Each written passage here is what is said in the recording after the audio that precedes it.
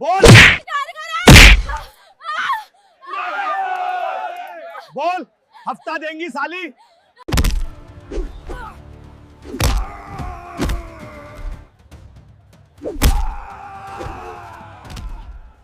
सालों इतना मारूंगी, गरीबों से हफ्ता वसूलोगे और अत्याचार जानता था कि ये आम दिखने वाली महिला दरअसल जिले की आईपीएस अफसर दिव्या मेहरा हैं।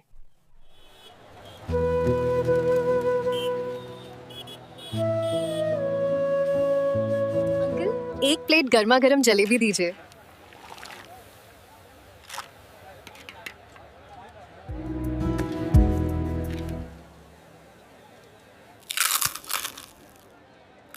जैसे ही दिव्या मेहरा ने पहला कॉर्ड लिया, उनके चेहरे पर सुकून और खुशी झलक उठी।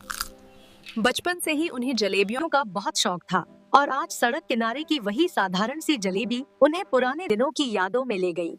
लेकिन ड्यूटी और व्यस्त जिंदगी की वजह से उन्हें ऐसा मौका बहुत कम मिलता था। जलेबी के स्वाद का मजा ले ही रही थी कि तभी अचानक वहाँ एक सब इंस्पेक्टर रमेश एक सिपाहियों के साथ बूढ़ा आदमी, जल्दी से पैसे निकाल। साहब, अभी तो दिन की शुरुआत है, अभी तक मैंने कुछ कमाया भी नहीं।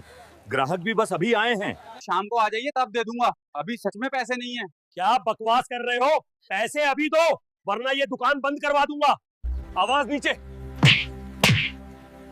तुम्हारी हिम्मत कैसे हुई उसे थप्पड़ मारने की? मैं तुम्हारी शिकायत करूंगी। रुकिए सब इंस्पेक्टर साहब, आप इनसे किस बात के पैसे मांग रहे हैं और क्यों? किस हक से आपने इन्हें थप्पड़ मारा? आपको कोई अधिकार नहीं है किसी गरीब मेहनतकश आदमी के साथ ऐसा व्यवहार करने का। तुम बीच में मत पड़ो, तुम्हें पता भी ये बात क्या है। ज्यादा बोलेगी तो अभी यही गिरफ्तार कर लूंगा। देखिए, आप जो कर रहे हैं वो बिल्कुल गलत है। कहीं भी कानून में नहीं लिखा है कि आप गरीबों से वसूली करें। आप इस आदमी पे जुल्म कर रहे हैं और इसका अंजाम आपको भुगतना पड़ेगा। सुधर जाइए। आ रही ये सुनते ही सब इंस्पेक्टर रमेश आग बबूला हो गया। उसने बुरी तरह अपना आपा खो दिया और दिव्या के गाल पर एक जोरदार थप्पड़ जड़ दिया। थप्पड़ इतना तेज था कि दिव्या थोड़ा लड़खड़ा गई, लेकिन तुरंत खुद को संभाल हाथ लिया। उठाया है, अब मैं आप पे एफआईआर दर्ज करवाऊंगी। एफआईआर तुझे समझ नहीं आया? अगर ज्यादा बोली तो इतना मारूंगा कि घर तक नहीं जा पाएगी। निकल यहाँ से, वरना धक्के मार के भगा दूंगा। अबे बूढ़े, ज्यादा होशियारी मत कर, जल्दी से पैसे निकाल, वरना तेरी दुकान यहीं सड़क पे फेंक दूंगा। नहीं साहब, रुकिए, ऐसा मत कीजिए। शाम को फिर आऊंगा।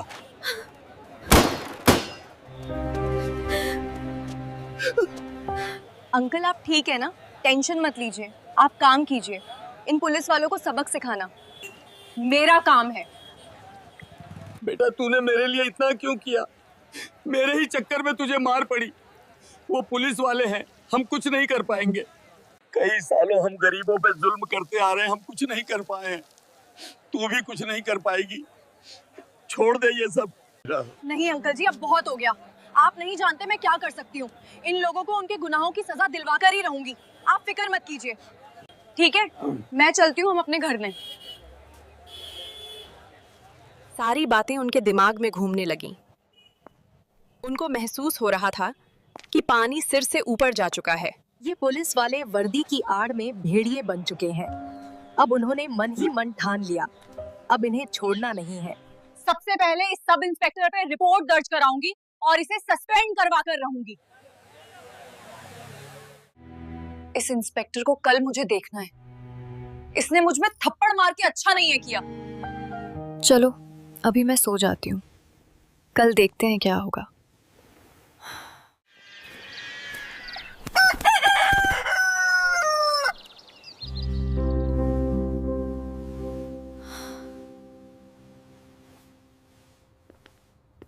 कहाँ हैं? दिख नहीं रहे। शायद अंदर होंगे, रजिस्टर चेक कर रहे थे। हेड कांस्टेबल रमेश सिंह ऊँग रहा था। माहौल देखकर प्रिया के मन में गुस्सा और दुख दोनों उमड़ पड़ा।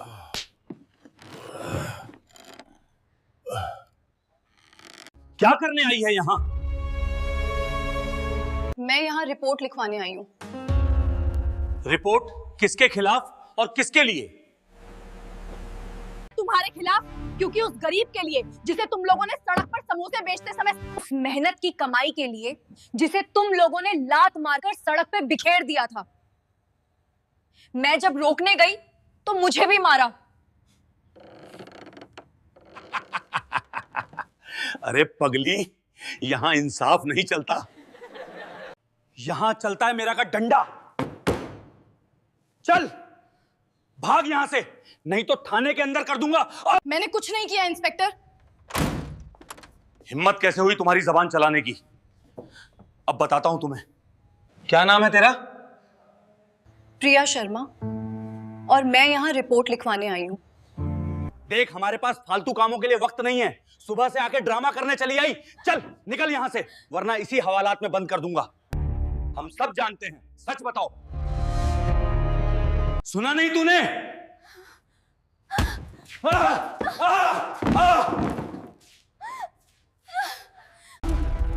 कि तुम दोनों का हाल ऐसा करूंगा कि तुम दोनों पानी पीने लायक भी नहीं रहोगे। देखो, बड़ी आई थी गरीबों की हमदर्द।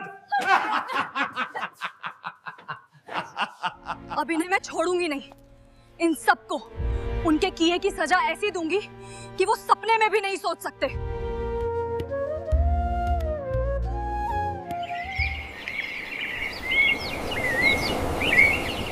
फिर अगली सुबह का नजारा पूरे शहर के लिए हैरान कर देने वाला था। सूरज की पहली किरणों के साथ ही सड़क पर सायरनों की गूंज फैल गई।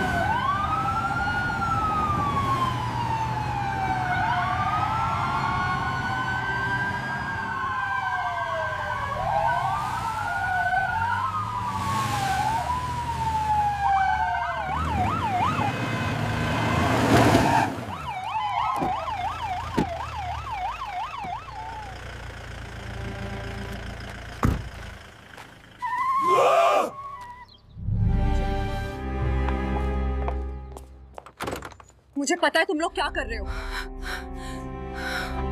क्या हुआ? चेहरे का रंग क्यों उतर गया? याद है ना, जब मैं जलेबी बेच रही आदमी के साथ किए गए कुकर्म को देखकर मैं जब रिपोर्ट लिखवाने आई थी, तो यहीं से धक्के मारकर निकाला था मुझे। आज उसी दरवाजे से वापस आई हूँ। फर्क बस इतना है कि कल मैं साधारण कपड़ों में आम लोगों की तरह बनकर आई थी और आज आईपीएस की वर्दी में हूँ। तुम दोनों ने गरीबों पर जुल्म ढाया है, कानून की मर्यादा तोड़ी है। अब तुम्हें जनता के सामने शर्मिंदा होकर अपनी औकात याद करनी होगी। दोनों की वर्दी उतारो और सर्विस रिवॉल्वर जब्त करो। अब इन दोनों को वहीं बाजार ले जाओ जहां वो बुजुर्ग आदमी जलेबी बेच रहा था और जनता के सामने इनसे माफी मंगवाई जाए।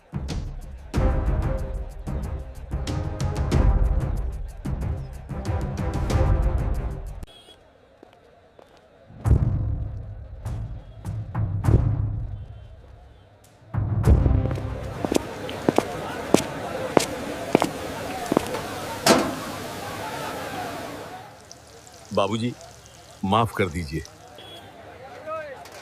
मुझे से बहुत बड़ी गलती हो गई। ऐसी गलती दोबारा नहीं हो गई। लाख लाख शुक्र है बेटी आपका। आप जैसे ऑफिसर अगर इस देश में हैं तो गरीबों का कोई कुछ नहीं बिगाड़ सकता। जो गरीबों का हक मारता है उसका यही हश्र होता है। गरीबों पर जुल्म करने वालों को उनकी असली औकात दिखाई गई है। तो दोस्तों, ये कहानी केवल मनोरंजन और शिक्षा के उद्देश्य से बनाई गई है। इसमें दिखाए गए सभी पात्र, घटनाएं और संवाद काल्पनिक हैं। किसी भी वास्तविक व्यक्ति, संस्था या घटना से कोई संबंध नहीं है। कृपया इसे केवल कहानी के रूप में देखें और इसका आनंद लें। धन्यवाद।